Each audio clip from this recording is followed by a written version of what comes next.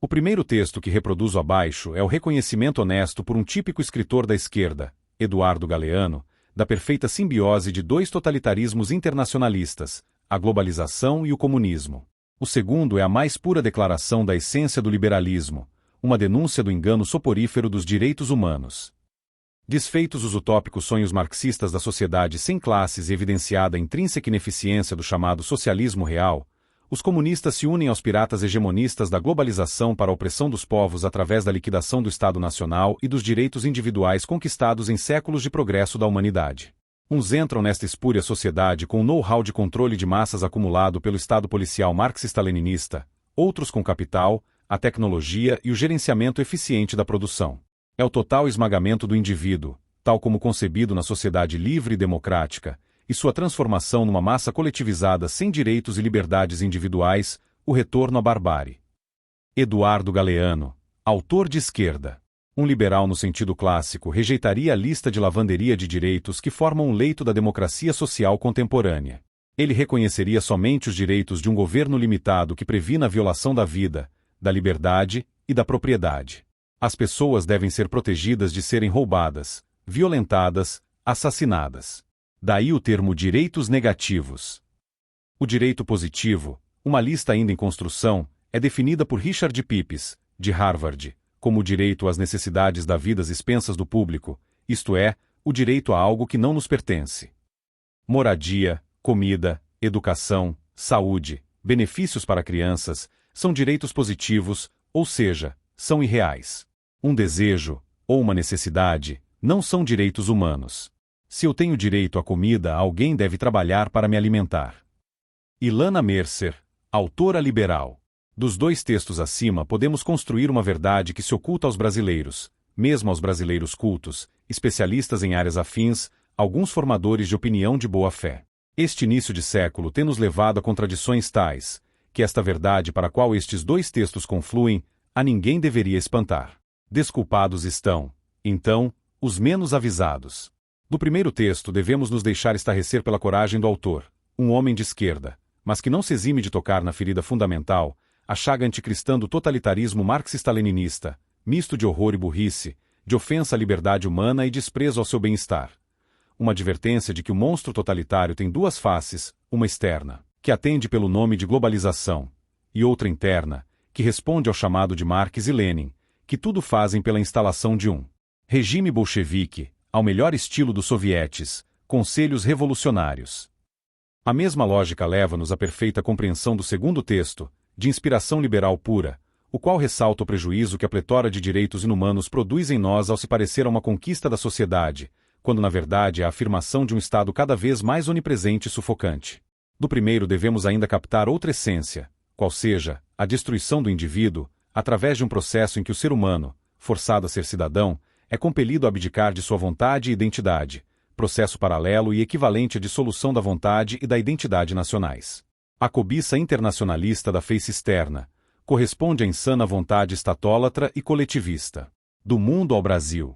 Que Estado é este senão um Estado comunista de direito, onde o indivíduo é tornado cidadão, um escravo acorrentado e manietado por direitos outorgados ou propiciados por um Estado cada vez mais forte e inumano que não visa nenhum welfare, mas a redução ao pó da essência humana que teima em se exteriorizar no exercício das vontades contidas pela lei, a liberdade, e na exibição da individualidade consentida à sociedade, e somente a ela. Marx só conheceu um ópio, o da religião, e se enganou. Nós estamos conhecendo um outro ópio muito pior, muito mais inebriante, os direitos humanos, que injetados em doses sociais, se chama direitos sociais, expressão inocente deixada no próprio texto constitucional não exatamente por desavisados que não reconhecem no Estado a fonte de um inconfessável desígnio, qual seja, a total submissão do indivíduo. Do Brasil ao Rio Grande do Sul. Trotsky, se vivo fosse, não teria dificuldade de reconhecer a sua própria obra. Os seus sovietes estão no Rio Grande do Sul, e já presentes em todas as esferas públicas, do legislativo que buscam destruir, Tarso Genro usa como eufemismo o verbo superar, o que na verdade é uma expressão marxista clássica, ao executivo, que já é funcional em vários sentidos, do judiciário, que já discute suas próprias decisões de anos atrás, sem que as leis tenham mudado, e sem que elas tenham se invertido e determinado que o preto é branco e vice-versa, a uma sociedade crescentemente crédula, anestesiada e desinformada pela imprensa socialista simpatizante. São tais e tantas as consequências práticas desta infiltração que o próprio povo somente percebe seus efeitos colaterais. O chama de violência, incompetência, omissão administrativa, etc. Como o ano eleitoral se aproxima, o povo só percebe a direção do voto. Não adiantará. Se não souber o que lhes faz mal, não saberá combatê-lo. Não percebe o povo gaúcho, e muitos intelectuais que não leram as sábias páginas da história da Revolução Russa, que o que lá se fez, aqui se repete passo a passo com muita competência e fidelidade. O que não é o orçamento participativo senão o soviete de camponeses, o soviete de soldados, da brigada e da polícia civil, fundidas em um só corpo, o soviete dos operários, idilicamente denominados classe trabalhadora? Um imenso soviete que presta contas a um politburo de escola, uma nomenclatura leninista onde os dissidentes são expulsos a pontapés, vide o vereador Fortunati, e outros antes dele. O governo gaúcho não pode nesta ótica ser chamado de inconsistente, incompetente e ser acusado de não saber o que está fazendo. Pelo contrário, ele sabe exatamente o que está fazendo. Ele executa fielmente o preceito de Lenin do centralismo democrático, método prático de eliminar concorrentes. A sociedade é que não sabe. A ela resta perceber os efeitos colaterais do remédio mortal e insidioso que adoece e mata aos poucos o doente social. Não reconhece o soviete como um dos polos da dualidade de poder, na concepção de Trotsky, porque não sabe o que é isto.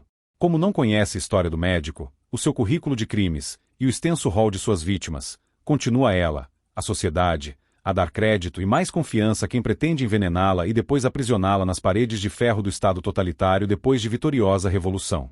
Por último, a mais pérfida traição, o grito dos traidores. A Igreja Católica sendo vilipendiada por bispos comunistas da CNBB que incitam o povo à violência e à revolução comunista. Traída está a fé católica verdadeira que não prega o ódio. Traída está a lição do cristianismo que não prega atos violentos, senão a verdadeira caridade.